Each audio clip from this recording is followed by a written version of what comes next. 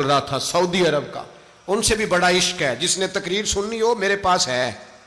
ہمیں لوگ مشورے دیتے ہیں کہ جو یزید کو اچھا کہے اور حسین کو باغی کہے اس کو ہم امام مان لیں، اس بے شرم بے حیا کو جو نبی پاک کے گھرانے کے بارے میں بکے اسے امام۔ سعودی عرب میں مسجد نبی میں درس دینے والا جس نے تقریر سننی ہو میرے پاس ہے، وہ کہتا ہے یزید تو بڑا اچھا آدمی تھا، اس نے تو بڑی خدمت کی۔ تو میں نے اسے کہا رشتہ داری کر لیا یزید کے ساتھ، قریب ہو جا۔ شرم نہیں آتی؟ آج بھی نبی پاک کا دل دکھاتے ہو، حیا نہیں آتی، خیال نہیں آتا؟ اور لوگ گھر میں بیٹھ کے باتیں کرتے ہیں، کہتے ہیں جی جو بیت اللہ میں ہو وہ بھی برا ہو سکتا ہے۔ بیت اللہ میں تو 360 بت بھی تھے، وہ اچھے تھے۔ مدینے میں تو 360 منافق بھی رہے، پوری سورہ منافقون نازل ہوئی، وہ اچھے تھے۔ عجیب تماشا بنا دیا لوگوں نے مذہب کا۔ کہتا ہے یزید نے تو بڑی خدمت، تو عبید اللہ ابن زیاد نے قتل کیا۔ بے شرمو، اگر عبید اللہ ابن زیاد نے بھی قتل کیا تھا تو حکومت کس کی تھی؟ تو پھر یزید نے عبید اللہ ابن زیاد کو سزا کیوں نہیں دی؟ بلکہ ایک جگہ 2 گورنریاں دی اس کو، یہ حال کیا۔ بلکہ سنو کہ یزید چھڑیاں مار رہا تھا، چھڑیاں امام حسین کے لبوں پہ۔ تو نعمان بن بشیر صحابی تھے، بول پڑے، کہنے لگے او یزید بدبخت، ہاتھ پیچھے اٹھا، مجھے اللہ کی عزت کی قسم میں نے سینکڑوں بار نبی پاک کو ان ہونٹوں کو چومتے دیکھا ہے۔ حضرت جناب زینب عورتوں کے مجمع میں پیچھے ہو کے بیٹھی ہیں۔ یزید کے پاس جب پہنچا لشکر تو یزید کہنے لگا دیکھو اللہ نے مجھے عزت دی اور میرے مخالفوں کا کیا حال ہوا۔ تو بی بی زینب بول پڑی، اتنے صدمے سہے پر آواز توانا ہے، جاندار ہے، جاندار۔ ہمارا کسی بندے سے جائیداد کا رٹا نہیں، ہم تو چاہتے ہیں امت اکٹھی ہو جائے، لیکن جو بندہ نبی پاک کی ماں کو دوزخی کہے، حضور کے باپ کو جہنمی کہے، یزید کو امیر المومنین کہے، اس کے ساتھ اتفاق رائے کر لیا جائے، یہ مذہب ہماری سمجھ میں نہیں آتا، بالکل نہیں آتا، قطعاً نہیں ہماری سمجھ میں آتا۔ کیسے اتحاد کر لیا جائے؟ یہاں تو میرے بھائی جو ہمارے ابا کا مخالف ہو اس سے اتحاد نہیں ہوتا، اور جو نبی پاک کے والد کو دوزخی کہے اس سے اتحاد ہو جائے۔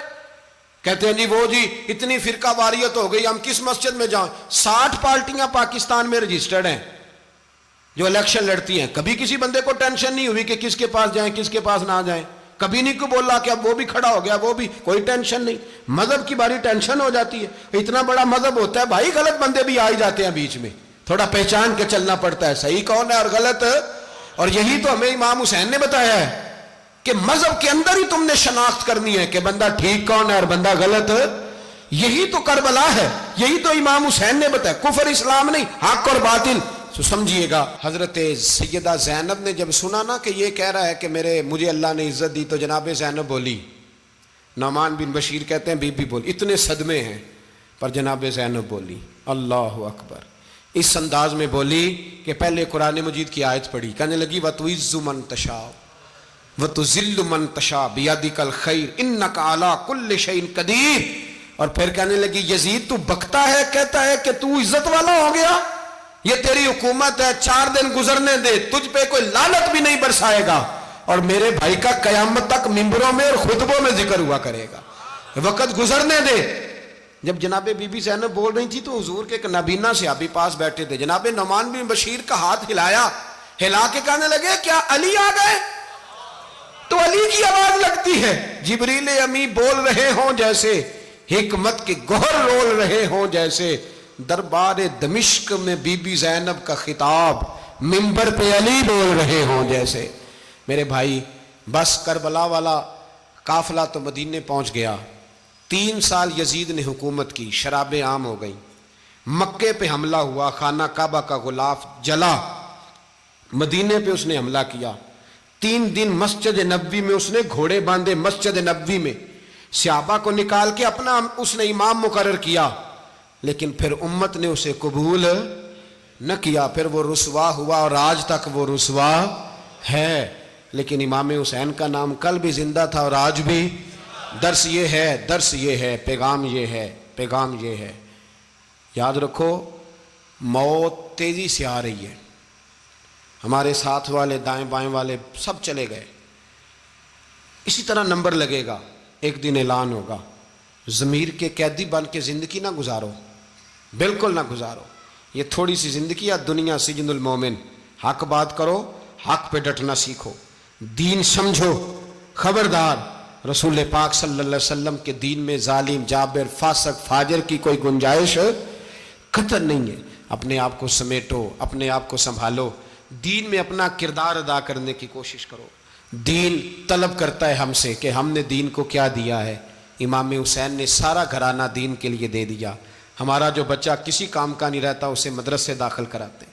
ہم نے دین اتنا کمزور کر دیا ہے کہ عالم اگر شور نہ کریں، عالم اگر شور نہ کریں، زور نہ کریں، گھٹن والا ماحول ہو گیا ہے۔ مذہب کی پوزیشن کمزور کر دی۔ اب جہاں تک اس بات کا تعلق ہے جی فرقے ہو گئے، تو میرے بھائی یہ کوئی اتنی خطرناک بات ہے، یہ کوئی اتنا مشکل معاملہ نہیں ہے۔ یہ تو امام حسین نے بتا دیا تھا کہ یزید کے طور پر ایک غلط فرقہ کھڑا ہو گیا ہے، لہذا اس کا مقابلہ کرنا ہے۔ اس میں کوئی بری بات ہے، لیکن ایک سبق ہے بزرگوں کا کہ اگر سچی بات بھی نہیں کرنی تو پھر اس منبر کا حق ادا نہیں ہوتا۔ جو سچ بولے وہ حسینی ہے، جو ظالم کے سامنے کھڑا ہو جائے وہ حسینی ہے۔ جو مصلحت کوش ہو، جو کہے ٹائم نہیں، گراؤنڈ ریالٹی نہیں، حالات نہیں، طبیعت نہیں، موقع نہیں، تو ابھی امام حسین کے پیغام کو نہیں سمجھا۔ میں بہت سارے بزرگوں کا نام اس لیے نہیں لیتا کہ لوگ ایسے نہ کہیں کہ کسی کا نام کیش کرایا جا رہا ہے، لیکن میں نے سارے مناقب پڑھے ہیں۔ میری لائبریری میں کتابیں ہیں، میں پڑھتا رہتا ہوں، میں سفر میں بھی ساتھ رکھتا ہوں، لیکن حضرت شیخ عبدالصبور بیگ منشور ہزاروی کا شعر امام علی مقام کے مقابلے میں اس طرح کا ہے کہ مجھے سارے شاعروں سے زیادہ وزنی محسوس ہوتا ہے۔ انہوں نے کہا تھا اس شاہ مشرقین کی، اس نور عین کی مطلوب ہے جہاں کو قیادت حسین کی۔ دیکھیے ذرا حسن، اور ہر سو یزیدیوں کا زمانے میں زور ہے، ایک دو جگہ پہ نہیں، ہر سو یزیدیوں کا زمانے میں زور ہے۔ منشور آج پھر ہے ضرورت حسین کی، آج پھر ہے ضرورت ہے، آج لوگ حسینی بنے امام حسین کے نقش قدم پر۔ وہ کہتے ہیں زور ہو گیا یزیدیوں کا، یہ ہمارے بزرگ ہمیں بتا گئے۔ مسجد کی طرف توجہ کرو، اپنے بچوں کی نگہبانی کرو۔ دنیا کی زندگی اتنی مختصر ہے کہ ایک خواب لگے گا جب ہم جائیں گے دنیا، ایک خواب لگے گا۔ خواب تھا جو کچھ کے دیکھا، جو سنا افسانہ تھا۔ اہل بیت نبوت کا اسوہ عبادت ہے، ریاضت ہے، پردہ ہے، پرہیزگاری ہے، اس پر توجہ کریں۔ جن کی بچیاں سر نہیں ڈھانپتی وہ 10 محرم کو بے شک دیگ نہ پکایا کریں۔